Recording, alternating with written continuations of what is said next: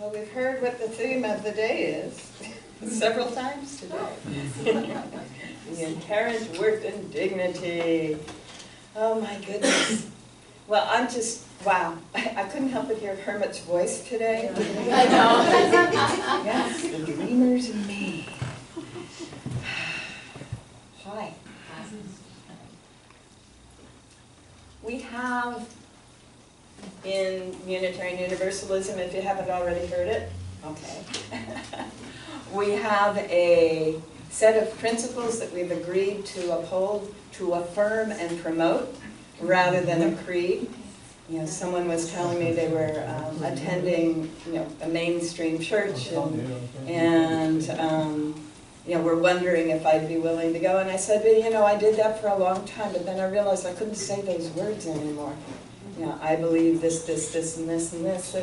And I think that's something to be aware of, that it's a real substantial difference between what goes on here and what goes on in almost anything else that calls itself a religious group. And perhaps if you turn on the cursor before you try to use it. So this is what we've said we're going to do as our first principle. This is the first thing we've said we would do, affirm and promote the inherent worth and dignity of every person. And I got to tell you, that's a discipline. Now, there is a kid's version of the 7 principles, if you didn't know. And this is the kids' version of the first principle. Each person is important. I think that's a nice way that gets around the dignity and worth and respect and all of that, which we will be looking at over the next few minutes. So I wanted to point out that we aren't the only place that says that. This is one of the things in the nursing school curriculum. I helped to run a nursing school for a while, and dignity was huge. And they love the acquired dignities that we have had over our lifetime. And the Catholic social doctrine actually is a wonderful piece of work. If you haven't had a chance to play around in the Catholic social doctrine, it's the basis, for those of you who have heard of it, of the Mondragon cooperatives. It was a priest who was a scholar in Catholic social doctrine and helped them establish that. And this inherent dignity of the human person, it's in everything they're doing. And then it is also, believe it or not, part of the War College. How do we deal with maintaining human dignity? One of my clients is a man who's been invited by the Naval Leadership and Ethics Training Board to help bring full, real community and learning organization methods into naval leadership, based on the fundamental dignity and respect that every human being is accorded. So, someone has put it this way: these things kind of have to be universal, right? When you accept that this is one of those universals, it's not something that only one group of people is going to hold on to. Martin Luther King was one of the people, he had to say man at that time, in the 60s, is an heir to a legacy of dignity and worth. Everyone who is born into the humanity. And Pope Francis, the current spiritual leader of the Catholic Church, a Jesuit who was the Archbishop in Argentina during the Great Oppression. Actually, he was just a priest at that time. During the Great Oppression, he ran one of the seminaries. And if you haven't seen the movie Two Popes, and you want to understand what happened in the last few years in the church, go watch that movie. When I trample on the dignity of another, I am trampling on my own. Yes. And this is one of the fundamental shifts we are starting to see worldwide in our culture. That recognition that when we say as ourselves, we're literally saying it's happening to us, whatever we're doing to someone else. So, outside of the religious institutions, someone's got a beautiful cell phone. Every soul is beautiful and precious, is worthy of dignity and respect, and deserving of peace, joy, and love. And I think that's where we all are. Yeah. including J.K. Rowling. Every human life is worth the same and worth saving. And I think it's because she has those fundamental values that the Harry Potter stories took off. There are many people who've written fantasy for that age group, but where her values were kept coming through, and those were the things that people were connecting with. Yeah. Dignity. Respect. And, you know, it's easy to love, and it's sometimes hard to remember that that being is worthy of respect, that that being has its own dignity. And as parents, you know, we get caught up sometimes in, when are you going to stop crying? Right? And yeah, those kinds of things. But really, you know, that's God looking at us. And when we can remember that, it makes a huge difference. I know, it's a discipline.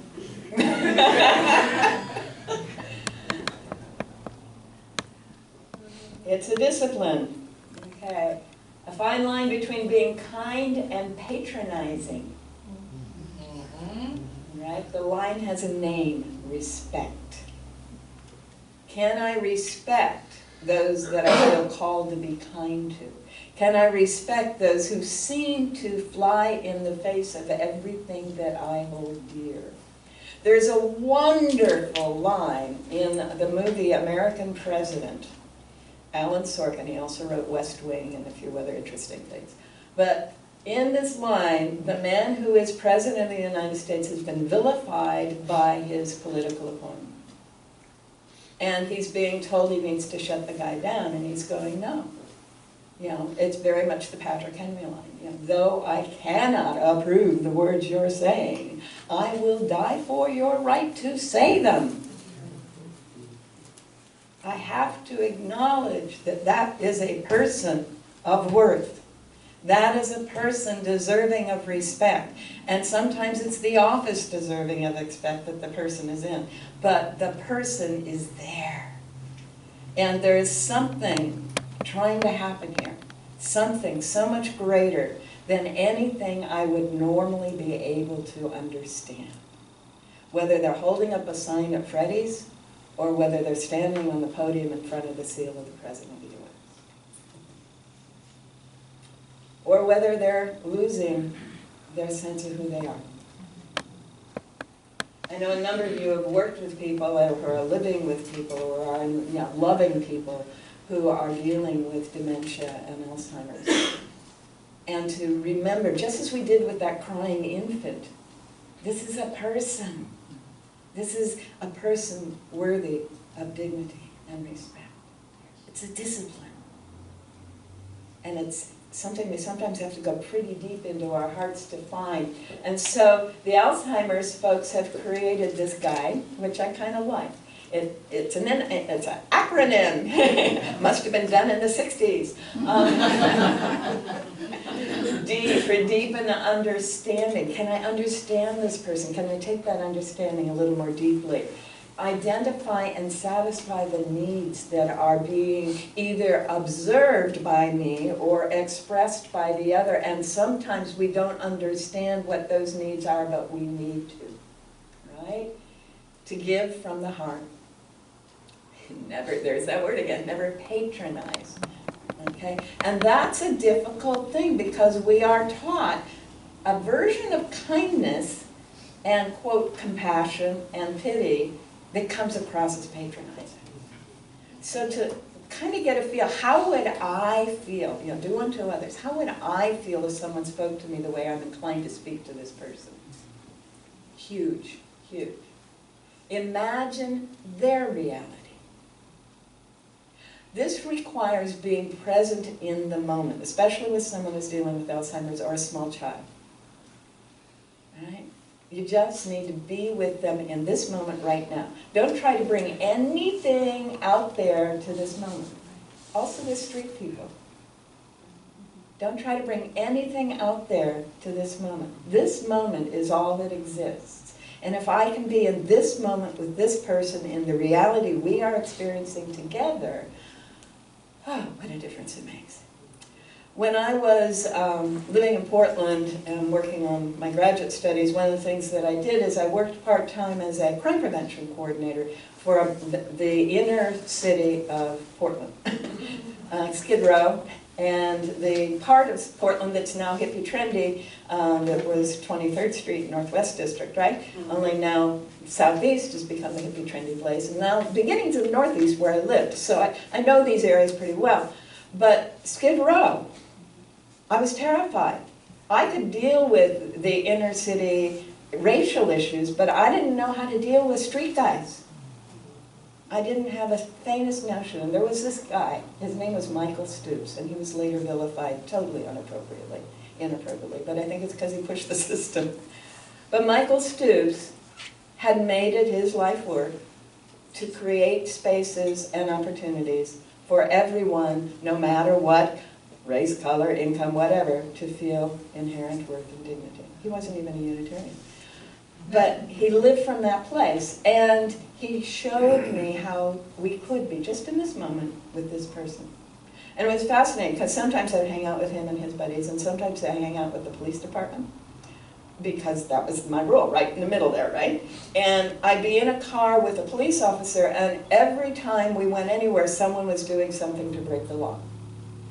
And every time I was with Michael, someone was doing something to take care of someone. It was fascinating, a really fine education in how the world reflects where we are in our thinking and what discipline we're bringing to the moment. Tear down the barriers. There are so many barriers. And we start here. What are the barriers? Now, there's a difference between being able to be clear about thus far and no further. I'm not inviting a guy off the street into the house. It's not happening. But there are other barriers that could come down that might help, right? All right, and this is the fundamental thing. If I yearn to collaborate, all this other stuff's going to happen, right? Yeah. Isn't that cool? So I don't have to remember the whole acronym. Just hold that place of, okay, I am here, I want to collaborate. All right, okay, that puts me in the place where we are together, in this moment. A marvelous and useful thing. And it leads to this. Okay? Leads to this. So this is an illustration from Jet magazine. And those of you who know Jet know that it is primarily for people of color. And those are both people of color. Can also lead to this.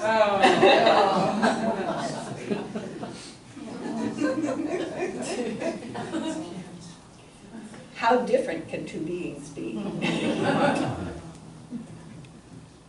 So Nelson Mandela, we accord persons dignity by assuming they are good and that they share the human qualities we ascribe to ourselves. Uh-oh. What if I don't accord any dignity to me? What if I don't think I have worth? What if I don't think I'm deserving of respect? Am I going to be able to treat someone else that way? No one can know his own beauty or sense of his own worth until it's been reflected back to him in the mirror of another loving, caring human being. How many of us have spent some time with someone who was in deep pain with no sense of self-worth, even if it was a temporary thing, and discovered that when they were growing up, there wasn't anyone showing them how wonderful they were. There wasn't any, or that they've gone through a long period of time in a situation where someone was not reflecting back to them anything of their own worth. So often, the most wonderful thing I can do is simply let you know you are worthy, or let the person on the street know. Okay. I was in Coos Bay, and there are lots of homeless people in Coos Bay. And the place where the Unitarians meet there, Scoof, they call themselves, South Coast. is a theater. And behind the theater is a big empty lot, and often in that empty lot there are people camping out. And virtually every time that I am the last one to leave the parking lot, someone comes crawling out from behind the building. So I keep blankets and tarps in my car, because that's mostly what they want. It's become a habit now. I didn't used to do that, but I've given away so many, I just decided I better start keeping a supply. Because that's what they need. They need to be more or less warm and dry. I'm not giving anyone money. I used to give out gift certificates, to fast food places, food coupons, so that, they would have the food that they said they wanted. Whatever, in Portland we created something we called panhandlers checks, and they were pieces of paper that said, okay, this is where the free food is, this is where the housing is, this is who you can call when you need support, this is where you can find a phone, little things like that. And so if someone was insisting on, getting something from us, we would hand out those checks. It was our way of turning down the barriers. But to be able to give someone that allows them to feel it. But to be able to receive it is another discipline. Mr. Rogers, I hope everyone got to see Beautiful Day in the Neighborhood. I believe that appreciation is a holy thing, that when we look for what's best in a person, we happen to be within the moment, we're doing what God does all the time. Emanuel Swedenborg, who was one of the people that Ralph Waldo Emerson read consistently, used to say, the angels don't see any evil in us. He used to go into trance and have conversations with angels. And they told him, we don't see that stuff you see. We only see the good. We only see the yearning and the learning and the discovering and the becoming. And we're here to help that. Isn't that marvelous? So we're doing what God does all the time. So in loving and appreciating our neighbor, we're participating in something sacred. Yeah. Divine union is what happens. That's the sacred thing. It begins with how we think about each other. The universe is listening to our every thought. When we first align with divinity through mutual appreciation, we allow the universe in, where the mind and ego often close the doors, those barriers I was talking about, right? Appreciation, above all else, opens our channels. So, this has been an issue. Unitarians have been concerned about labor virtually the whole time Unitarians have existed. Well, at least as long as there's been labor, because we existed long before then.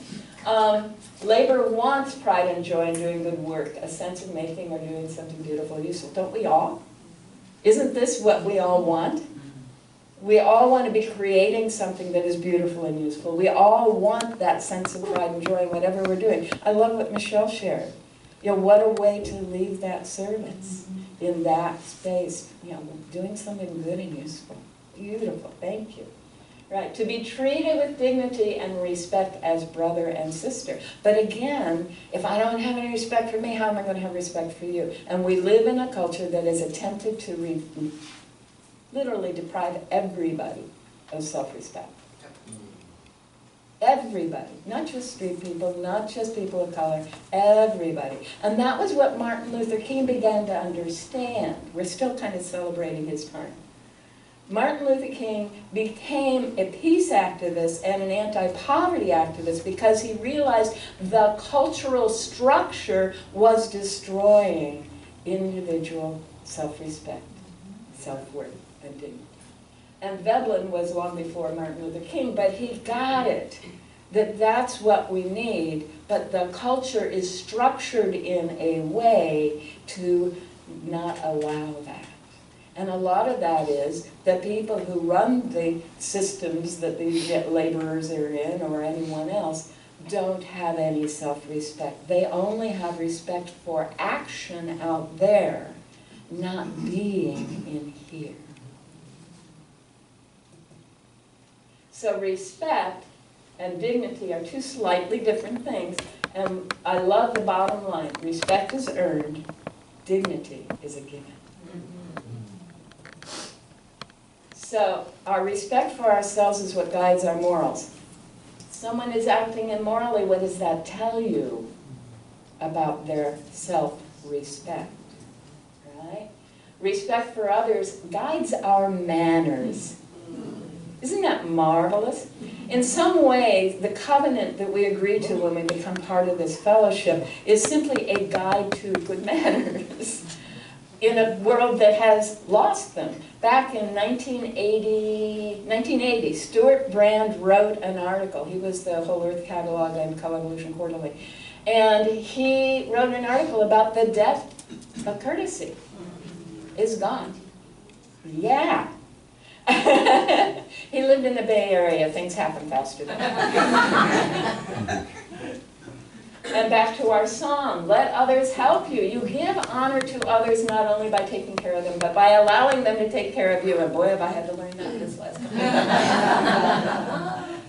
I have been so honored by your caring for me. Thank you so very much.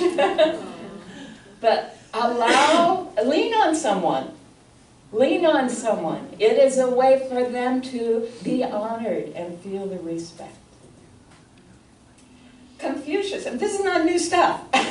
Confucius, 300 BC. Without that innate sense of human worth, a man cannot long endure adversity, nor can he long enjoy prosperity. Okay? I'm of the opinion that the current president of the U.S. does not share his finances because the man is so far in debt nobody wants to know. He doesn't want anyone to know. He has been living on borrowed money for decades. Okay? How can he possibly have that innate sense of human worth? He has not experienced prosperity in that sense in a very long time. That's one of my opinions. But the other piece is, if someone doesn't have that sense of, okay, I'm worthy, how can the money that comes to them, or the resources that come to them, or the fellowship that supports them, can be something they can continue to accept and experience? So those people who win the lottery and a year later are in the same place they were, or 5 years or 10 years, or whatever the number is, it's this. They don't have the sense that they are worthy of that. And what's wonderful is when they wake up to it, the morphogenic field goes into work, and everybody is blessed by it. So, this, I gotta say, this is it, right? When I was growing up, I was told, love your neighbor as yourself. I heard, love your neighbor instead of yourself. Love your neighbor instead of yourself. That's what I heard. How many of you? Yeah? Right. No. Michelle says, despite yourself. Right on. Okay. Then I heard, okay, I'm supposed to love my neighbor as much as, in the same way as, myself, as I love myself. Okay, how do I love myself? Yeah. And then, when I got into New Thought, I realized, oh my goodness, it's really saying, when I love my neighbor, I'm loving myself. I'm loving you because you are myself. A couple of weeks ago, I was asked to join a conference call that was being managed by some indigenous people, mostly in North America, but other places around the world. And one of them grew up in the Bering Straits, among people who apparently don't wear shoes, and speak, obviously, their own language, and they do not like being called what the Russians named them, Aleuts. But they have this word that they greet with every time they greet. And it's a very simple word, and those of you who've been to Egypt will have no problem with this one. Ahwan. Ahwan.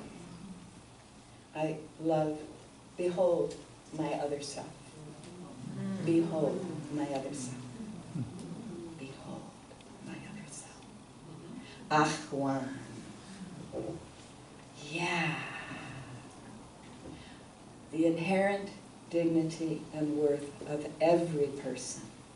You and me and every being. Everyone of you and everyone in the world is my teacher. You are my other self teaching me.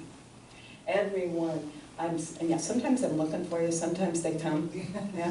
When I was in my 20s, I went, You know, I never had a guru. I'm not sure I ever want one. But you know, every time I need a teacher, someone shows up. I have been so fortunate in my life, right? Some may be completely unaware that I'm learning from them, yet I bow deeply in gratitude. Thank you very much. Thank you.